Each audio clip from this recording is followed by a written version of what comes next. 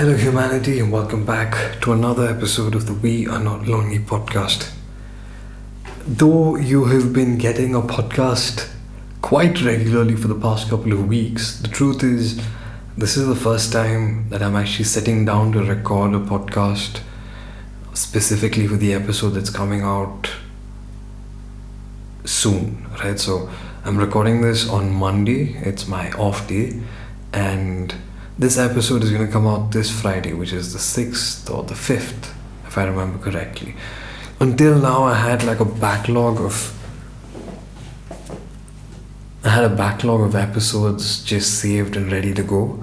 But now I am all caught up, or rather technically you are all caught up, and we're going to be putting out things quite often from now. So, let's talk about what happened, right? I had a situation, I think I've explained it in a couple of earlier podcasts. A situation happened in 2024, and I had to seriously work on myself after that. I had to go through a lot as a result of certain actions that I had taken, which I'm not going to talk about right now, but I'm being intentionally vague, right? But something happened, and as a result, I was away. I wasn't at full power. I did put out videos in the meantime. I did this whole drawing series in between. I put out a portrait drawing thing where, to be honest, my portrait skills have really drastically devolved, which is sad, and I need to work on that soon, and I will. But the point I was trying to make is that I've been away, but now I'm back.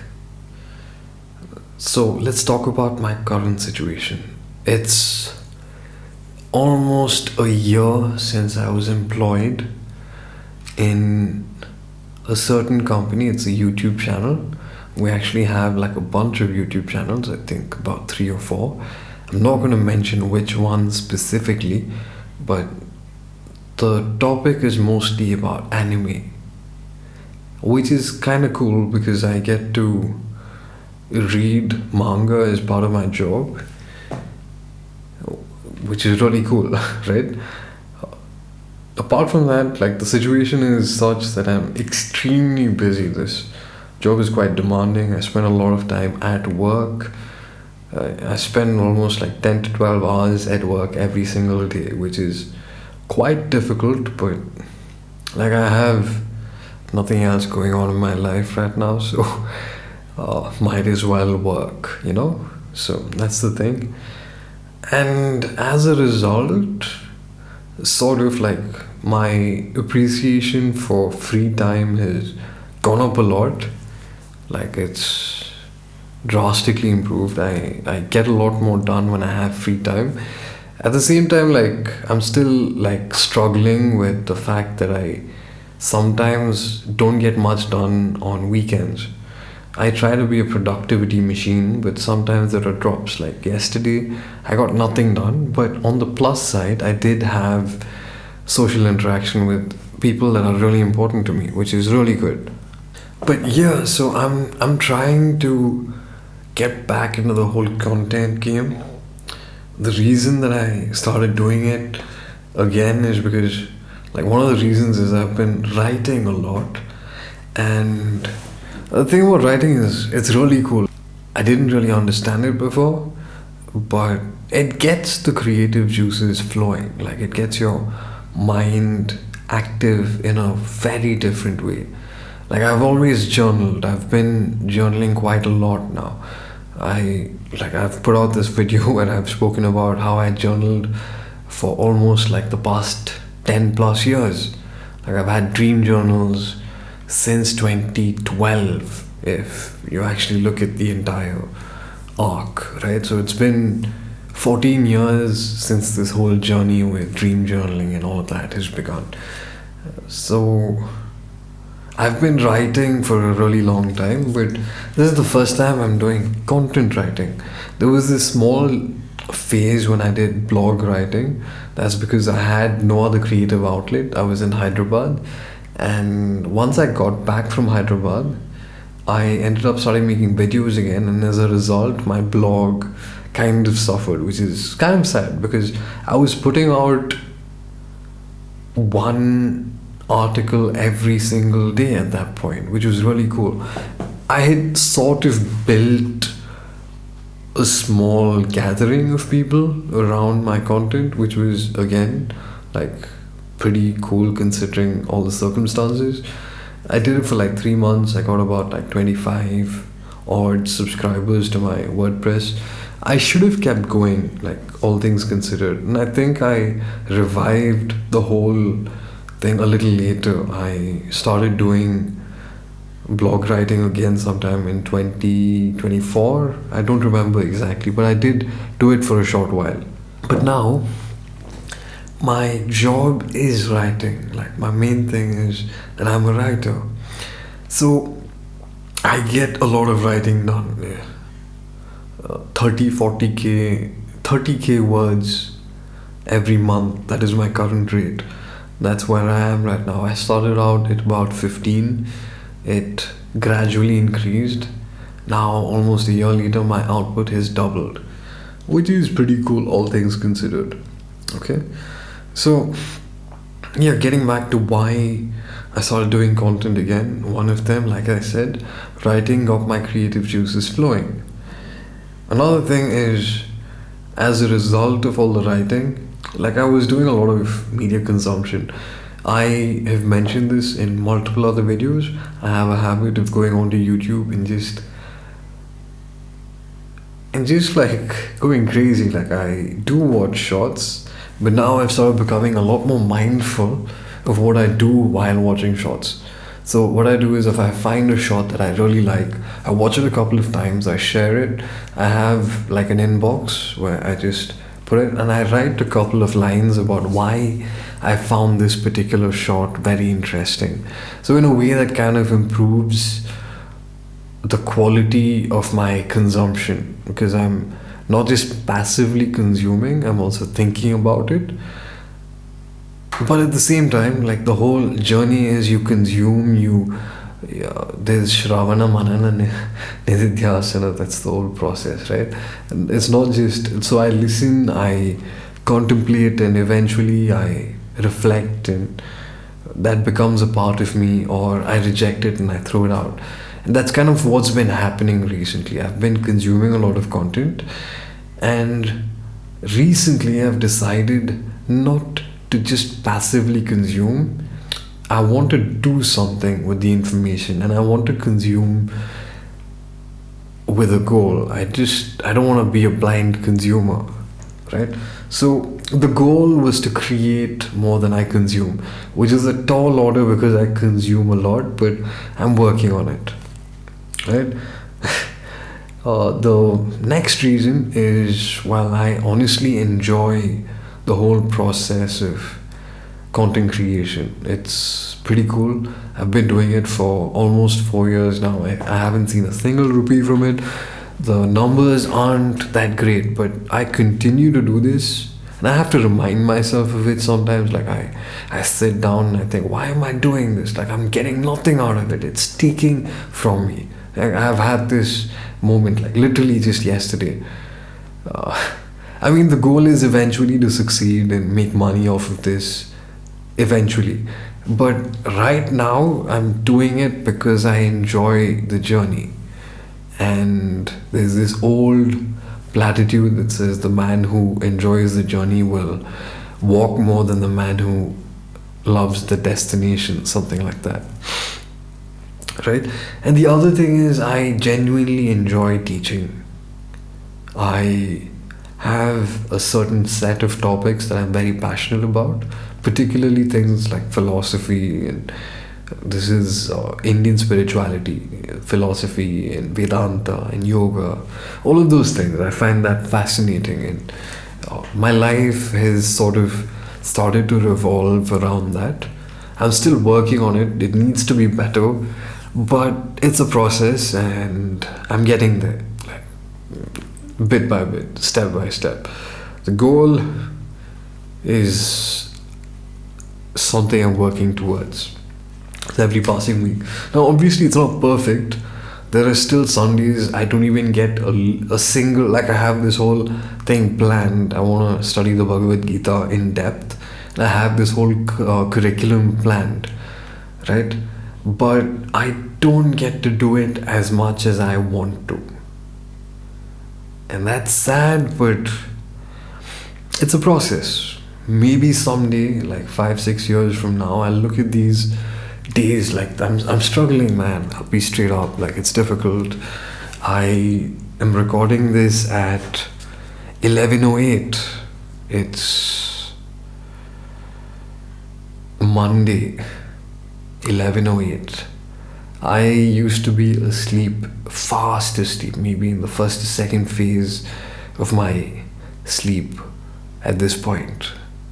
But now I sleep at like 12, 12:30, sometimes at 1, because I'm trying to get all the things I'm passionate about. Like, I'm trying to take it off my to-do list, right? So yeah, so that's another reason. Like I said, I enjoy teaching, I enjoy sharing my knowledge. I also did mention that eventually I do want to build a personal brand and earn money and get rich. Just being honest. Super honest. So another thing that I've been doing recently is going through my old content. Like, I have like an entire archive. I have a decent number of articles on WordPress, on my website, on my blog, on my website. And I have like some really long form content. I've got 58 episodes. Like, we're currently at episode 59 of the We Are Not Lonely podcast. This is episode 60. Hard to believe, right? But there's a decent amount of content that I've put out there that I've actually put a lot of thought into, that isn't just verbal diarrhea. There's a decent amount of value in it for those looking for it. Like, eventually, I hope that, somebody worthy finds this content and is guided in the right direction because of all the seeds that I've put. That's my hope, right? And so what I've been doing recently is I've been going through some of my favorite content. Like, I have favorites, honestly. Some of them are my favorite things that I've put out are the pieces I've done on spiritual content, right? Like, there's episode 26, 27, that's about the Shastras. Then there's episode 40 something, I don't remember exactly which one, but it's about starting your spiritual journey. And I also speak about plant medicines in that one because of Ginny the Yogi. There was this particular Instagram post. I'm actually writing a Substack article about that, and when it's done, I'll link it in the description so you can check it out. Okay?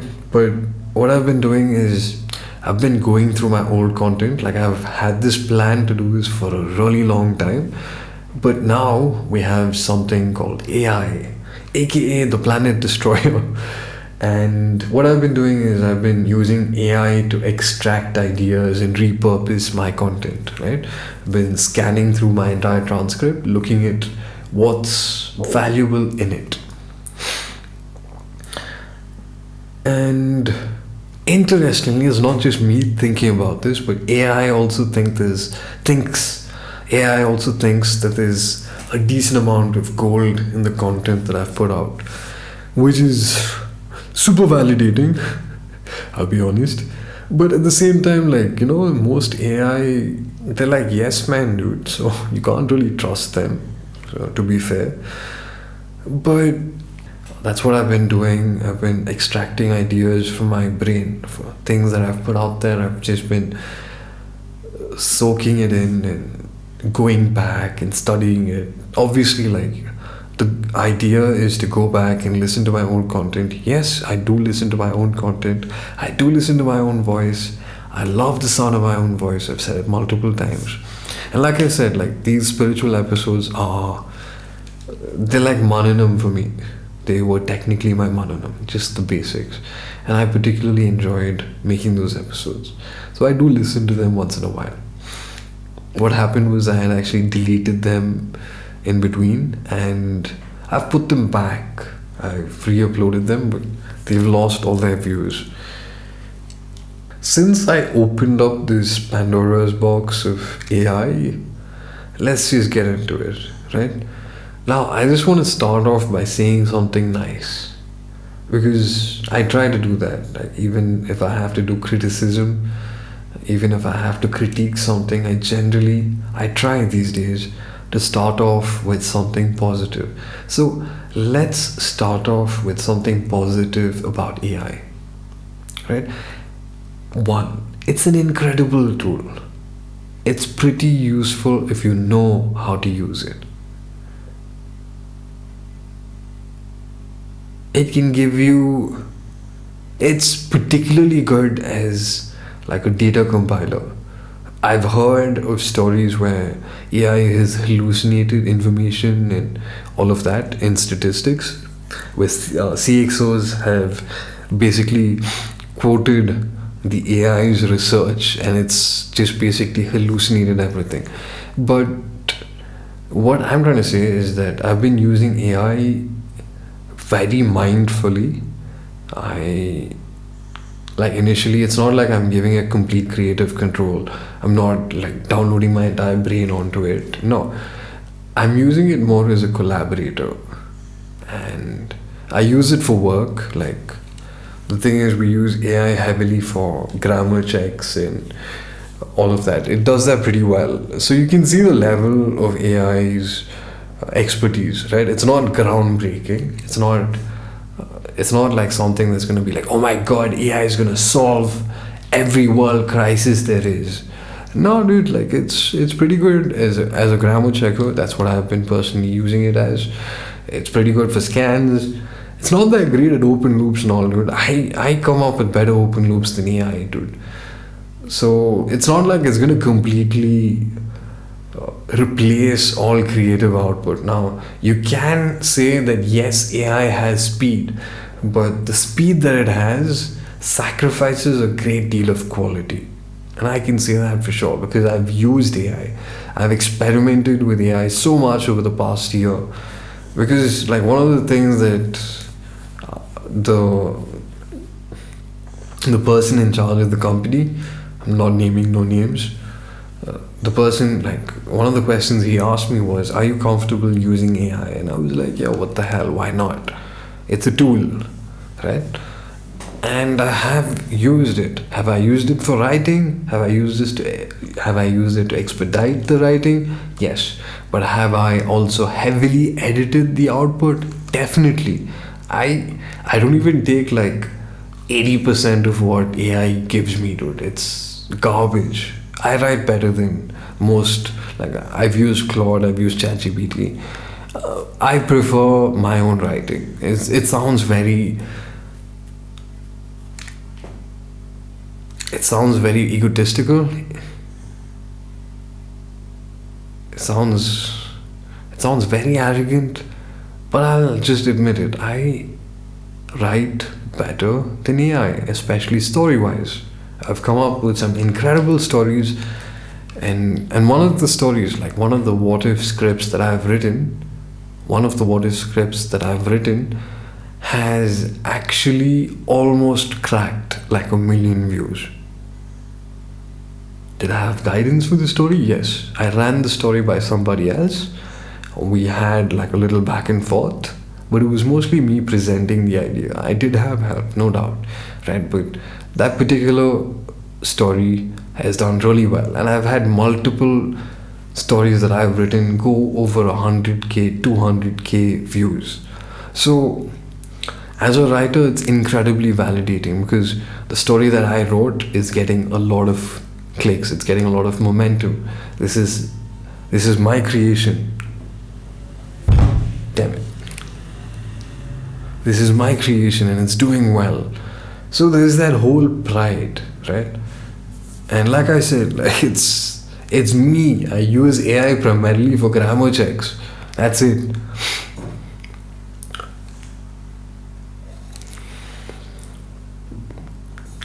So There's this whole idea that AI is going to replace workers and it's going to be the end of the worker era, and most companies are going to do layoffs, and all engineers are just going to be coding all the time and all of that, right? But having seen the entire cycle of AI being adopted, people paying for millions of tokens to use, and then AI just coming up with crap, even companies have started deciding to focus on engineers, like hiring actual people to do the work. There are people who vibe code, there are people who do all of that, no doubt about it, right? And eventually, like, I'm going to get into coding again. That's my goal. I'm going to start learning how to build stuff. And will I use AI? Yes. But will I heavily censor and edit what AI is doing? Definitely, dude. It's not like I'm going to depend on AI to do all the shit for me. The output is going to be primarily my own. I'm going to be assisted. It's going to be like an employee. And that's just saying, but I think that's the way you should treat AI, as a valued employee. Because anyway, you're going to have to pay, right? Like, this is a generalist employee that you can hire. Do I like the idea that there are techno billionaires that are making a lot of money off of this? No, which is why I primarily use the free stuff. And then obviously there's the whole, if the product is free, you are the product. And I'm like, yeah, I know, right? I understand. But AI is everywhere, dude. It's already scraped the entire internet. That's the hard part. They've forced this down our throats. We have no choice. I mean, we can still choose not to use AI. That's 100%, I agree. That's there. So I want to hit you with a couple of things regarding AI. First and foremost, like I said, I don't think AI is going to be the end of the worker economy. I think AI has been hyped up way more than it can actually perform, and people are learning. Big CEOs are learning this fact as we speak. Microsoft, technically, has realized that a lot of the things that they have used AI to code has incredible amounts of bugs, right? So we're seeing this come full circle. The serpent is starting to eat its own tail, which is a good thing because, humans do need to be paid for the work that they do. Side note, I might be becoming a huge communist. I'm planning on studying Karl Marx's Das Kapital. You guys better hope that I freaking make it in the capitalist route, dude, because I'm gonna be incredibly annoying as a socialist. And I'm not even going to be a champagne socialist because I don't even drink champagne. I'm not an alcoholic. I don't drink liquor. So I'm going to be an incredibly annoying freaking communist if I become one. So, universe out there, people, listen, pray that the freaking system is rigged in my favor and that I make it. And that I become one of the staunchest freaking supporters of modern capitalism. Of course, with a few tweaks here and there so that the rich don't keep getting richer and that the wealth actually freaking trickles down to everybody at the bottom of the freaking pyramid. I'm going to start off with the most incredibly batshit freaking theory that I've come across. It's partly my own, and it's sort of like some people have... I've seen this idea reflected in certain parts of the internet, mostly conspiracy type areas. So the idea is that AI is actually ancient alchemy, and we aren't actually dealing with an artificial intelligence, we're actually dealing with demons.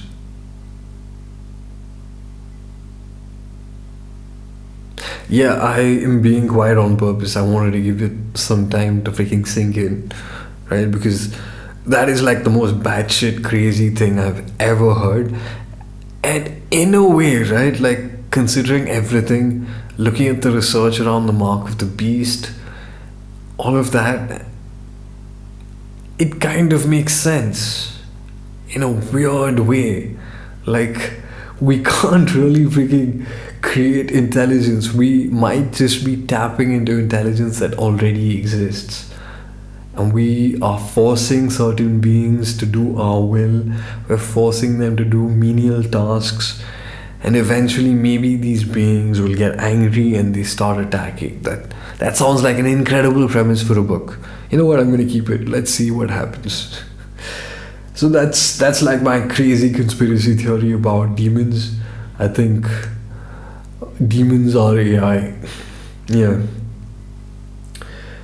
So moving on to the actual more likely situation is that you see all these massive data centers being built all around the world, especially after like 3 decades. Like, I grew up with the government being so pro climate change. They were teaching us, especially like I remember studying in environmental studies, that the world is doomed, sea levels are rising, climate change is gonna have us all dead by 2030, right? And it's 2026 right now, and we're still here.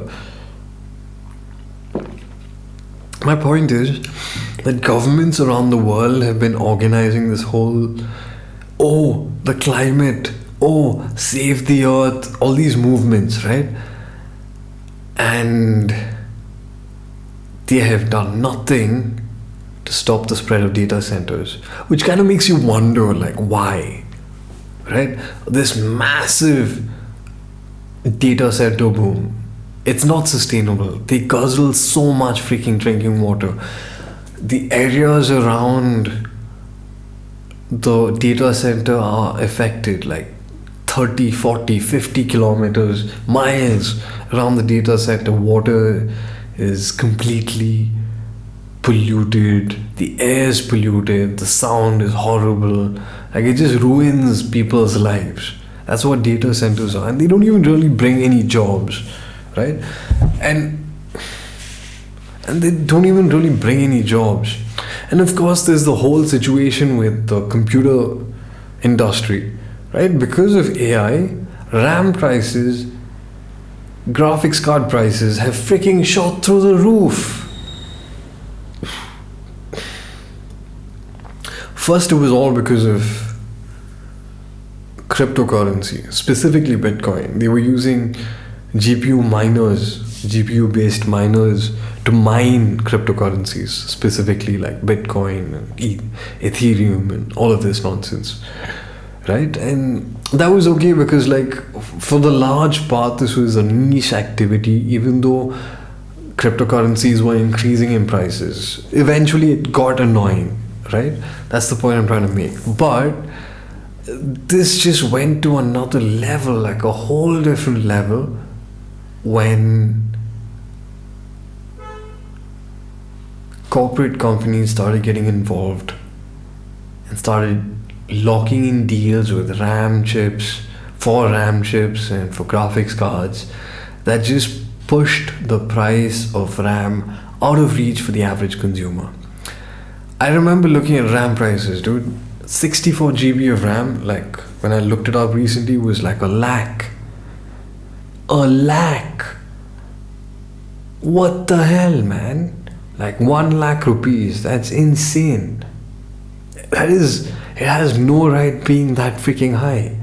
And this is all part of their plan, right? Because they want us to own nothing and be happy. And that's what this is all moving towards. That's Agenda 2030. That's what. This is not even conspiracy theory at this point. This is conspiracy fact. The World Economic Forum has been freaking shoving this in our faces for a really long time. You will eat the bugs, as Klaus Schwab would say. But I was talking about AI. And the point I was trying to make is that AI, dude, it's really messed up. The government spent the better part of 3 decades trying to convince us that there's some sort of a climate situation, and at the first freaking moment they could get, they turned around and they sold us out to these techno billionaires who have been building these massive data centers which are horrible for the environment, and governments are actively encouraging them. all around the world. All around the world. In my country as well. I mean, data centers are now going to be exported to India because that's how it is. These idiots have no idea what they're dealing with. And like I said, like the reason that they might be doing this is so that they can usher in like a golden surveillance state with AI. And that's entirely plausible. Like cameras all around the world, 5G, next I think 6G is going to be rolled out very soon, so that everything is connected in a grid, microchips under the skin. We have complete control over the currency. They come out with CBDCs. This is coming. India has already started pilot programs with CBDCs, the e-rupee, because nobody adopted it. People prefer cash in India. So, is AI ever going to reach average general intelligence? Like I said, if it's theory number one, which is the worst option, AI is the spawn of Satan. It is the demon. It is demonology. We're trapping jinn in certain circuits and forcing them to work for us. And if that's the case, things are not going to end well for us. It's going to be a war between humanity and the machine. The second option, which is not the worst, is that the governments gain control over every single human all around the world forever. And that's the lesser of two evils. Can you believe that?